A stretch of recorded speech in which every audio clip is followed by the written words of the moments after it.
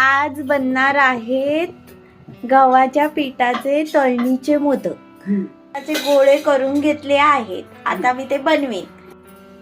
हे बघा मी पीठ घेतलं. मम्मा थोडं सुकं पीठ पण हवंय. हे बघा मी पिठाचा गोळा घेतलाय. आता त्याला लावणार सुकं पीठ आणि मग त्याची अशी पोळी बनवणार हाताने.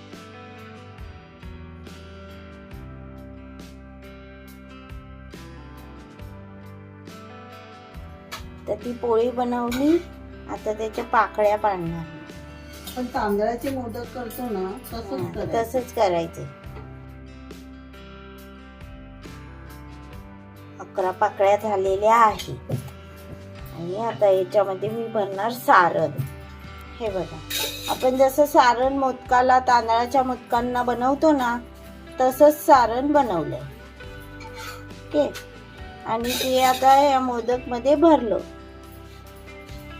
आता मी ते त्याचा मोदक वळून घेणार. हा बघा झाला मोदक 11 पाकळ्यांचा. सुंदर झालं है ना. पहिलाच मोदक आहे गव्हाच्या पिठाचा. आता मी तो इथे ठेवते. तसेच बाकीचे काही मोदक बनवून घेते. जर तुम्हाला सारणाची रेसिपी हवी असेल तर चॅनलला आहे. तांदळाचे मोदक बनवले आहेत ना त्याला आहे. मी ह्या व्हिडिओ सोबत सुद्धा जोडत आहे.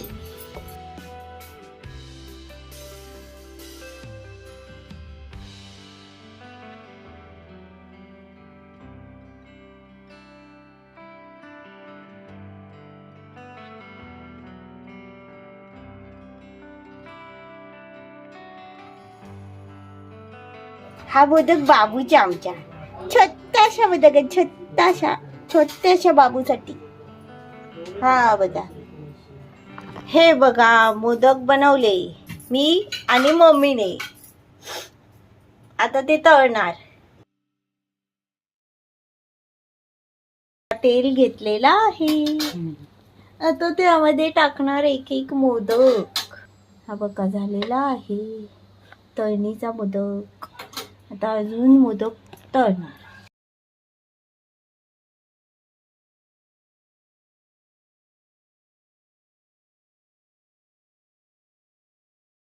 झाले. हे बघा तळून झाले मोदक झालेले आहेत.